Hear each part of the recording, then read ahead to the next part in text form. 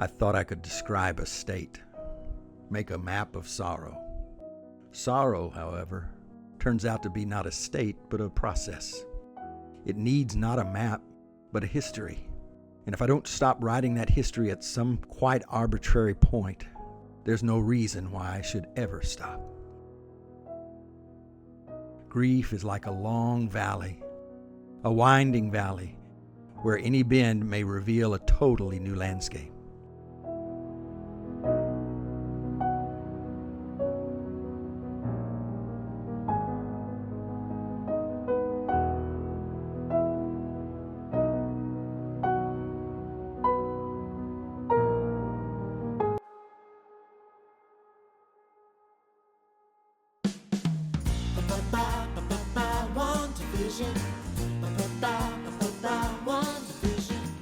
WandaVision chronicles the grief of Wanda Maximoff.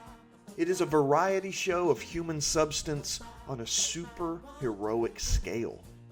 As often as a victory for our heroes comes about in the MCU, it's remarkable how often Wanda loses.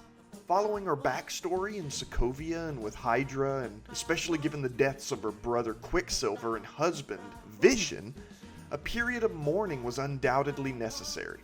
And Marvel Studios, instead of avoiding the heavy material, empowered those storytellers to thoughtfully examine what Wanda's grief materialized into. Meanwhile, in the real world, S.Lewis, renowned for his fantasy novels, the Chronicles of Narnia, and a myriad of theological works, met and fell in love with Joy Davidman, an American-born writer who was visiting the UK. Several years after meeting, they were married in a Christian ceremony at her bedside while fighting cancer. That was March 1957.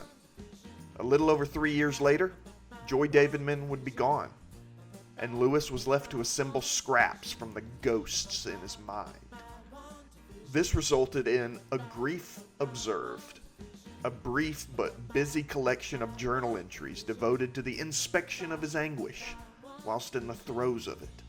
The feelings expressed were so unguarded, Lewis so vulnerable in his prose that he published it under a pseudonym, suspecting his audience's discomfort with a public figure of faith, exhibiting such stinging doubt. By extension, seeing a superhero cause harm, however unintentional, spurs crucial conversation surrounding the mechanisms of sorrow. Grief is a process. A messy, nasty process that, combined with the memories of our beloved, changes us. And by this rebirth, the lost are lionized, remaining more prescient even as we let them go.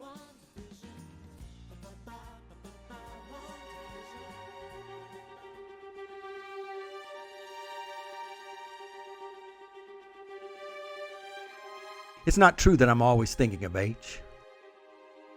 Work and conversation make that impossible, but the times when I'm not are perhaps my worst. But then, though I've forgotten the reason, there is spread over everything a vague sense of wrongness, of something amiss. Like in those dreams where nothing terrible occurs, nothing that would sound even remarkable if you told it at breakfast time. But the atmosphere, the taste of the whole thing is deadly.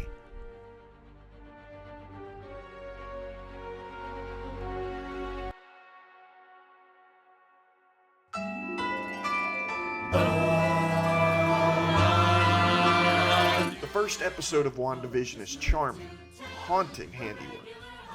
Much like Lewis's characterization of his grief, spread over the episode is a palpable mystery, a dreamlike fog of uncertainty. There's something sinister, yet ever elusive, as the sitcom nears its inaugural conclusion, finally culminating in a legitimately discomforting scene. Later, as we learn about the Hex and Wanda's chaotic capacity, the metaphor deepens as this wrongness spreads not only over Wanda and her neighbors, but an entire town. Her grief has ceased to be exclusive to her. Lewis felt similarly when he would talk about his late wife, sensing the embarrassment his children and others felt at the, quote, indecency of it. Inevitably, the impact our sorrow has on others factors into the sorrow itself. Further, Lewis's characterization grants us a glimpse into Wanda's world following Vision's death. It's as if something is wrong, and as a hero, Wanda feels she must fix it. But what do your powers fix when it's you that's broken?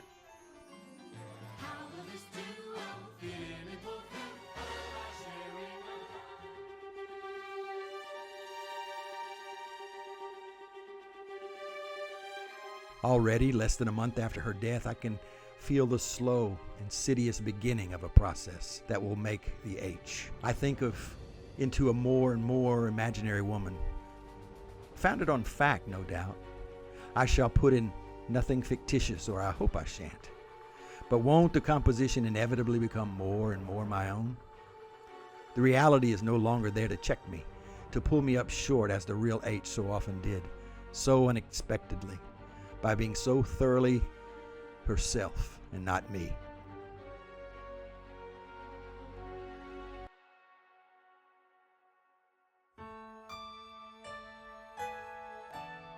You wander the world with a vision of what life could be. One of the earliest mysteries of the show presented itself before the opening credits had even ended. Vision's back? How? Further, he seemed to not possess an inkling of an idea about who he was outside of being Wanda's husband.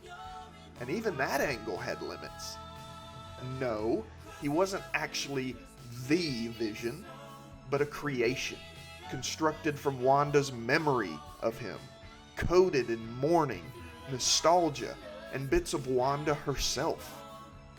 Lewis terms this idea the phantasmagoria, as he similarly was hyper-aware of the warping of his memory of Joy Davidman. His battle with this bastardization of his beloved persists throughout, preparing Lewis for the lesson he so desperately sought during his bereavement.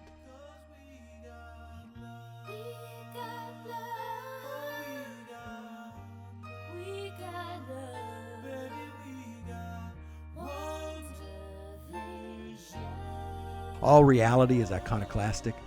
The earthly beloved, even in this life, incessantly triumphs over your mere idea of her. And you want her to. You want her with all her resistances, all of her faults, all her unexpectedness.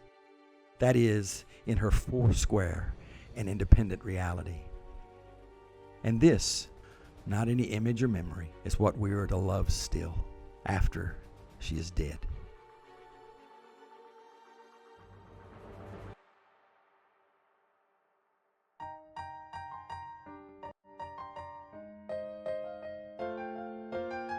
Lewis recognized that our relationships with each other should, according to his faith, reflect that of his relationship with the divine. And that was a spiritual one, beyond the limitations of our animal senses and instincts. The pure, unadulterated version of those we love is what we seek to preserve, yet oftentimes their specter falls prey to our own inclinations. They morph and mold until they simply become us. Lewis found that to counter this, one must persevere through the desperation that defines the early days of mourning. As the intensity of the longing subsided, Lewis found his beloved easier to recall. Thereby he was able to continue cultivating his love without losing her to himself. Lewis's insight gives Wanda's goodbye to the vision of her grief a new layer of complexity. She lets go of the conception, the infinite little intricacies that make up this memory of her beloved. Wanda, by Lewis's reckoning, thereby loves Vision by liberating herself from so craving his presence.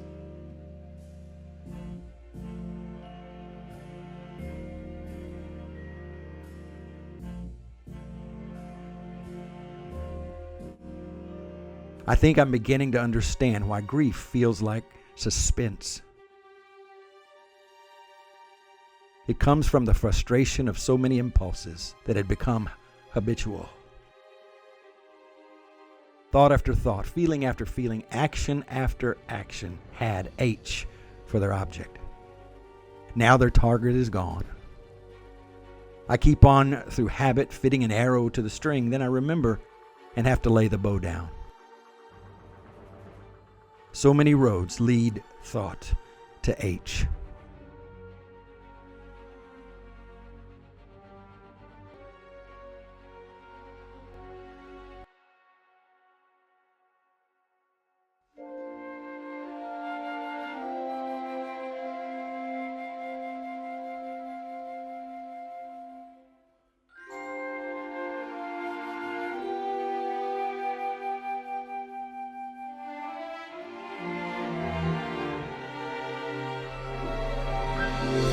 Grief is a blacksmith, an armorer forging a brand new person from the wreckage of another.